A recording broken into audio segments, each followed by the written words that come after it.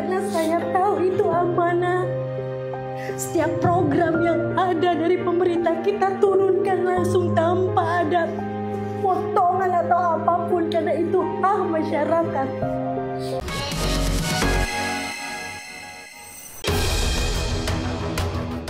Hampir 2 minggu sudah penjarahan di rumah mewah Uya Kuya di kawasan Duren Sawit, Jakarta Timur berlalu. Namun, jejak-jejak penjarahan serta trauma hebat masih terus menghantui para karyawan Uya jika mengingat kembali peristiwa mencekam itu. Ya, meski merasa was-was dan ketakutan kala itu, namun beberapa di antara mereka masih sempat pula merekam detik-detik kedatangan massa yang tak dikenal. Trauma juga masih memayungi orang tua Uya Kuya dan Astrid. Meski di saat penjarahan terjadi, mereka sudah terlebih dahulu keluar dari rumah. Takut sih pasti, Mbak. Orang saya ngelihat kok, cuma nggak bisa nyelamatin apa-apa, Mbak. Masa segitu banyaknya kan. Ini aja masih gemeter, Mbak. Saya lihat sih nyerang pagar ada yang naik loncat sini nih. Ada, udah langsung geruduk aja. Cuma lewatnya yang teras depan tuh. Didobrak, langsung pada masuk semua. Mertua sama adiknya Mbak Astrid. Itu kebetulan lagi pada di luar, Mbak. Untungnya nggak ada di rumah, ya. Saya doang yang di rumah, sendirian. Waktu itu juga emang di lokasi, saya ada di lokasi. Kondisi situ udah rame gitu. Akhirnya Mas Uya nyuruh saya, udah videoin aja orang-orang yang ngambil kucing dan barang-barang. Nanti coba kita lacak untuk ngembaliin kucing-kucingnya gitu dong.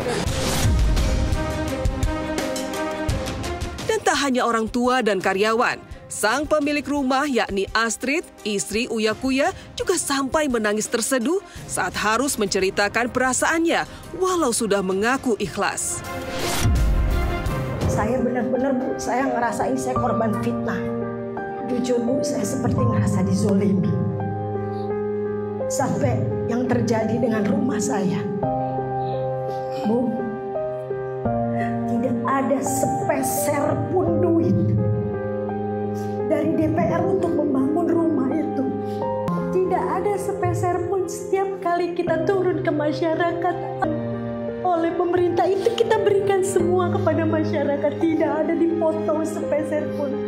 Karena saya tahu itu amanah. Setiap program yang ada dari pemerintah kita turunkan langsung tanpa ada potongan atau apapun, karena itu hak masyarakat. Itu saya sangat amanah.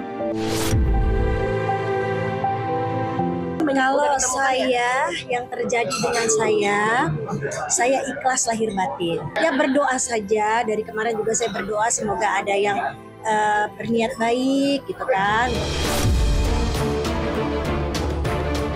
Terlepas dari kesedihan dan juga trauma yang masih dirasakan orang-orang terdekatnya, Uya sendiri hingga saat ini masih terus menanti sederet barang-barang pribadinya yang hilang, yang menurutnya sangat berharga. Foto pernikahan satu-satunya dan piala penghargaan Panasonic Award. Begitupun dengan kucing-kucingnya yang sebagian belum kembali. Lantas, apa saja barang-barang yang sudah dikembalikan kepada Uya? Dan benarkah Uya sampai harus mengontrak rumah khusus untuk kucing-kucingnya yang sudah dikembalikan?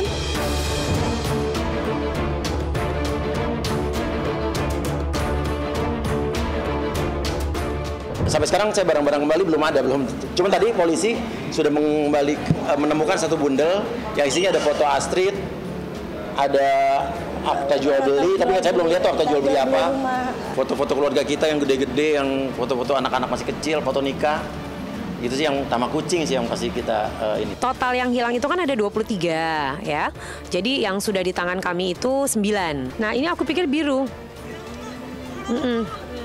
Ini ternyata Okinawa. Sayang, ya ampun.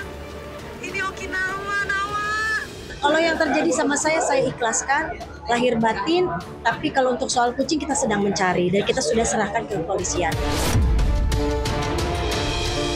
Penjarahan yang menimpa Uya yang belum genap setahun menjadi anggota DPR mematik dukungan dari banyak pihak, termasuk rekan-rekan sesama selebriti dan orang-orang yang pernah dibantunya. Dukungan itu dibuktikan dengan banyaknya kiriman papan bunga mendukung Uya. Bahkan ada papan bunga yang unik dengan diberi gambar foto Uya Kuya. Lalu, Seperti apa pula curhat bercampur tangis Nisa, asisten Uya, tentang sosok sang bos yang kabarnya hingga kini juga masih trauma?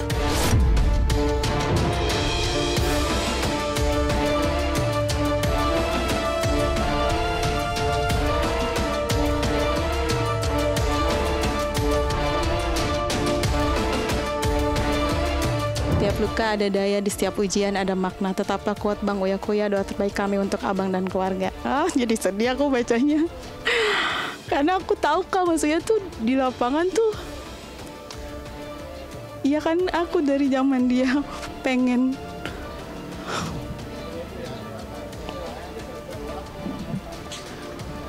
tahulah perjuangan dia tuh sama warga kayak gimana gitu. Kalau ada yang sakit pun susah dapat rumah sakit tuh langsung dibantu gitu.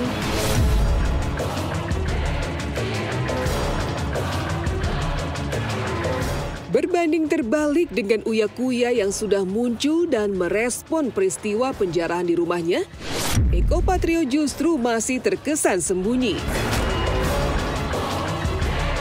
Ya, selain belum juga muncul ke ruang publik, kondisi rumah mewahnya pasca penjarahan 2 minggu lalu juga masih terlihat hancur dan berantakan. Satpam dan para tetangga pun mengakui jika Eko dan keluarga hingga saat ini belum sekalipun muncul menengok rumahnya, padahal polisi sudah menetapkan tersangka para penjara rumahnya. Kemanakah Eko? Benarkah warga juga belum melihat adanya pengembalian barang-barang milik Eko oleh para penjara?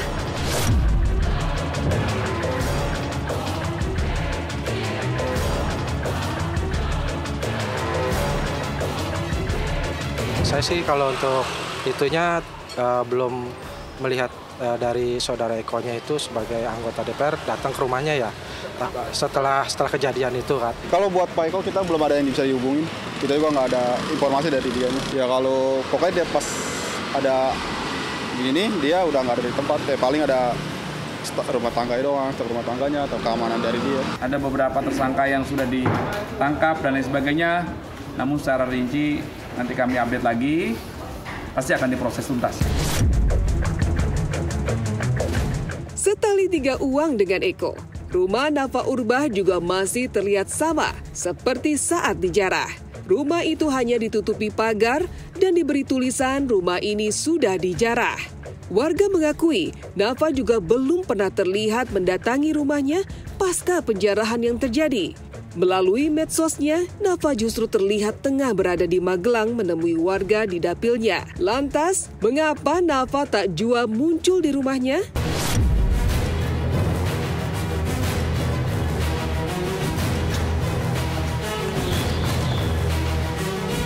Sepi-sepi aja rumahnya, nggak ada orang ke rumah. Mungkin beliau sibuk atau gimana, karena ibu juga belum ngeliatin rumahnya.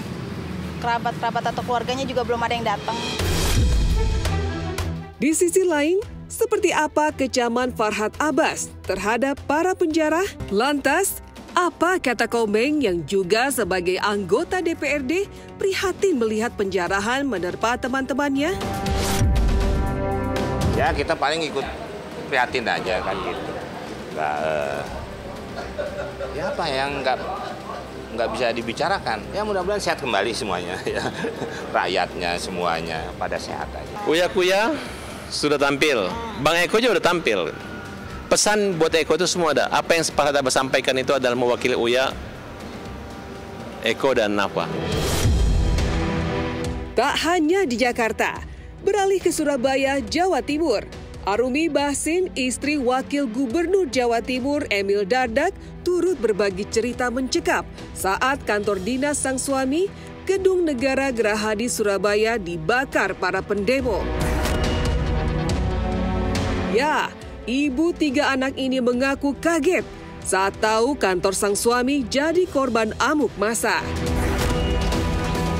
Lantas, apa langkah pertama Arumi? Dan apa saja kenangan Emil dan Arumi terhadap Gedung Negara Gerahadi?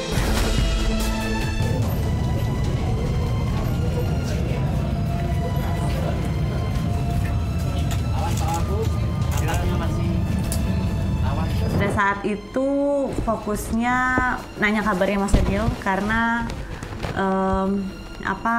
Pasti buat Mas Emil sebagai ya pertama ada kantornya di situ, kedua juga punya kedekatan emosional lah dengan Gerahadi. Jadi pasti ada kagetnya. Tempat tersebut menyimpan banyak kenangan, kerja-kerja yang tentunya menyisakan kesan yang mendalam sejak 2019. Coba menenangkan, tapi yang hebatnya sih Mas Emil fokus gitu. Maksudnya fokus karena ya sekali lagi Mas Emil tuh sangat dibutuhkan pada saat itu.